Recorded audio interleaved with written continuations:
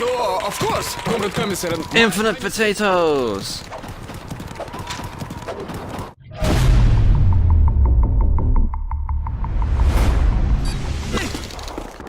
Yo, what is up guys, this is Tyrant Swine here and welcome to another game review. This time I am reviewing Call of Duty 2, the second installment in the Call of Duty franchise. Now, Call of Duty 2 is one of the early Call of Duties where it is set in World War II throughout multiple points in the war. And you play as various characters over the course of the war. You play as a Russian taking part in the Battle of Stalingrad. You play as the British in North Africa and France. And then you play as the Americans as well in France and parts of Belgium and Germany. And so yeah, pretty much this is one of those Call of Duties that isn't really story focused, and it's more or less just depicting famous battles in the game and you just have to fight through them. And honestly, I think these are pretty good areas to fight in, since they are really famous areas, like Stalingrad, the D-Day, and then the battles.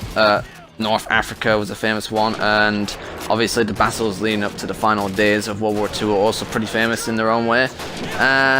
So yeah, so there isn't really going to be much of a story here in this game for when you're going to be playing it. You're really just going to be fighting against endless waves of Germans, basically. That's all the game is doing. I mean, there is different sort of set pieces. I mean, there's like sort of defense moments, bits where you have to plant explosives, areas you have to capture, and sort of holding out from a timer until reinforcements arrive or until the end of the mission. So there is multiple set pieces in the game instead of just having to fight through endless waves of enemies. And so yeah, there isn't really much to say about the campaign in Call of Duty 2, well, story-wise, since there really isn't a story. You just play as certain characters who are in each allied army who take on various Germans throughout the war. So yeah, there isn't really much to talk about the story, but this is one of those games where it's like a story was really unnecessary to make it good. Much like Doom was.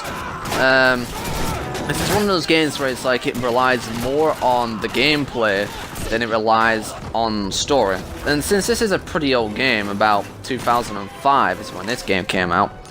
So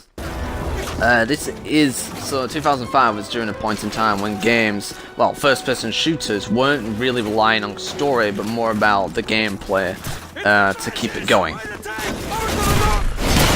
Now, of course, the main enemy of this game is the Germans, of course, and well, yeah, that's pretty much it. You just fight against endless waves of Germans throughout the missions, either while trying to complete an objective. Since, yeah, really pretty much, Call of Duty 3 was the first Call of Duty game where a story was sort of implemented. Call of Duty 2, like I said, is just fighting throughout famous battles in the war.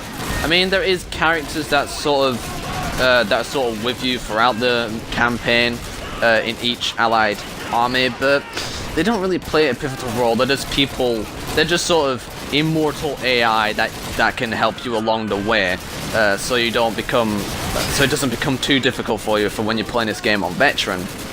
And so yeah, obviously, of course, not only do you have to fight against the Germans infantry, you also have to fight against multiple German vehicles like tanks, which can be quite difficult to defeat at certain points in the game, since they obviously get stronger over time, and you have to think of a much more smart. You need to plan to defeat these enemies, and of course, when you're having to do the defense portions of the game, it can be quite difficult since you can run out of ammo very quickly, depending on what the situation is. Now, of course, as this is Call of Duty, there is a large amount of weaponry in this game from World War II, ranging from bolt action to semi-automatic rifles, submachine guns, LMGs, hell, even rocket launchers are in this game, and a few assault rifles, and of course the one assault rifle from this time period. And so yeah, the amount of weaponry in this game is quite variative, since you're exploring the different allied armies along with the Germans themselves. So pretty much you'll have Russian, British, American, and German weapons throughout this game. And there is quite a lot of them. You're also able to carry up to 4 grenades as well, 4 frags and 4 smoke grenades, so about 8 grenades in total. So there is the grenade indicator in this game, so surprisingly enough, for a game that's like 12 years old now, it still had the grenade indicator. And then you have the smoke grenade, which is probably a very useful item to use when it comes to veteran, when you're trying to get to either destroy a vehicle or trying to capture an outpost, or just for trying to get through a barrage of bullets. Smoke grenades are fairly useful when you're trying to do some veteran. But other than that, really it isn't, because other than on lower difficulties, they're not really necessary because you'll mainly rely on range to kill your enemies. Especially since, as long as you keep you have a balanced weapon types, like having a ranged weapon and a close quarter weapon is always a nice combination to have when you're playing this game. Because if you're having two ranged weapons in a close quarter situation, you're pretty much going to be quite buggered. But yeah, the enemy AI is also fairly decent to fight against. They're not, I mean, sure, there's like, since this is one of those early Call of Duties which will spam infinite waves of enemies at you, they do fight pretty effectively at times. And then you have your friendly AI. The friendly AI isn't necessarily useful since you're pretty much the one that the enemies are going to be shooting at, and pretty much you're going to be the one who has to kill the enemy. The friendly AI isn't particularly that good at killing the enemy, but whatever, they're pretty much cannon fodder in this game, and they're always a nice resupply of ammo for when they die. But another thing is what kind of annoys me about the enemy AI is the fact that they keep shouting the same goddamn words. And it does get kind of repetitive at times and quite boring. And so yeah, the enemy AI is pretty done well. The amount of weapons in this game is quite variative and quite a lot. And overall, the enemies in general, the difficulty of this game can be quite difficult at times, depending on what the situation is. Now, the level design of the game does change over time. Like, you can have a close quarter type level, which is full of buildings and stuff, and then some levels are more open and there's very little cover, and basically you have to keep moving around to survive. Not only that, there isn't just missions where you're on foot, but it's also a section in the game where you can be in a tank, which is always, well, back in these days, was always commonplace to have in a Call of Duty game. I think World at War is probably the last Call of Duty game where you actually play in a tank. But back in these days, tanks was a very common thing to see in a Call of Duty game. And of course, it actually does do fairly well. Even though you can't really fire the machine guns, since it fires automatically, you do have control of the cannon at least. But yeah, the level designs in this game are fairly okay, since they do not just the same thing over and over. They do actually try and change the landscape a bit and the way the missions play out. Since, like I said before, there is different ways they plan out the missions. Like, you fight against tons of waves of enemies, you either have to defend something, you have to mark targets for your allies to bombard with, you have to plant a bomb on something, or you have to capture a command post. There's quite a nice variety of objectives in the game and in the level design themselves. And I think they do play out pretty well.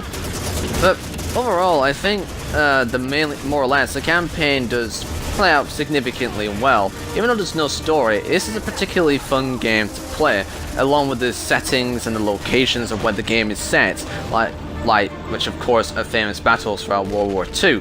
And they do put in a lot of effort in the way these levels are designed, and making sure that there's always something new around the corner, and just a lot of enemies to fight, and then you just have to clear that area out. But when it comes to playing this game on Veteran, having an unlimited amount of enemies to fight can be a bit of an annoyance, because since this is one of those Call of Duties where infinite enemies spawn, you really have to push through with pretty much all you can muster. And it can be quite troubling and annoying at times, but it isn't impossible. So yeah, at least the campaign does nicely play out, and it is one of those few games out there that doesn't really require a story to make it a decent game. And of course, finally, there is the multiplayer. Now, this is the very early days of Call of Duty multiplayer, so really at this point in time, it was really just sort of something that was slapped on to keep the game going a little bit longer, or something fun to play with your friends, or online with other people. Now, since this is a really simple multiplayer, without, you know, kill streaks and, like, weapon classes to change and stuff like that, this is when the multiplayer of Call of Duty was pretty much at its simplest. And honestly, this is a pretty fun multiplayer compared to future multiplayers in Call of Duty. And yeah, it was fun. Pretty much that's all I need to say. It's like, basically this was before all the other stuff that was introduced that made Call of Duty multiplayer crap in the future, after Black Ops 2. This pretty much is when everything was simple, at least. It's like you just go around killing people. You choose a designated class and just basically become the best player in the game. That's all you pretty much need to do. The level designs are okay, basically like your usual Call of Duty map styles, which is a lot of buildings and then just secret, well not secret, but different areas to bypass the other players so you can kill them. There's no specified teams either, since deathmatch is where it's every man for himself, so pretty much you're all going at it Rambo style. But nonetheless, even though you can't change the weapons in your class, there is a nice amount of classes to choose from, like at least 6 or 7 to choose from. There's no ranking up system either. You just basically, the multiplayer is just something like Halo CE's multiplayer, the original Halo CE, where it was just something that was added on for like people to play around with their friends. It was not really something that was competitive. It was more or less just there for fun. And I really do, and it is one of those multiplayers that I really do kind of miss. It's just simple. It's like you don't need any of that ranking or competitive crap sometimes. Sometimes games take that a bit too far. And this is before those days. This game shows how simple multiplayer can be and how fun it can be after like many years. That's what I really do miss. So yeah, overall this multiplayer is actually fairly decent to play, even though it can be slow, depending on how many people there is in the lobby. It can be quite fun most of the time.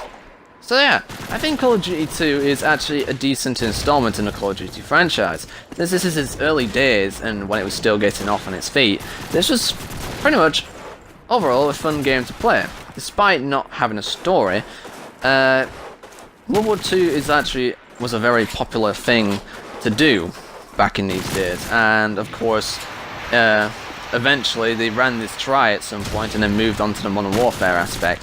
But before then, this game was viewed as a very decent and a very good game. So I'm going to give Call of Duty 2 an 8 out of 10. So that is my review of Call of Duty 2. So hope you guys have enjoyed this review. Leave a like, subscribe, comment down below of what you think is right or wrong with the game. Hopefully I'll be doing more Call of Duty games in the future at some point.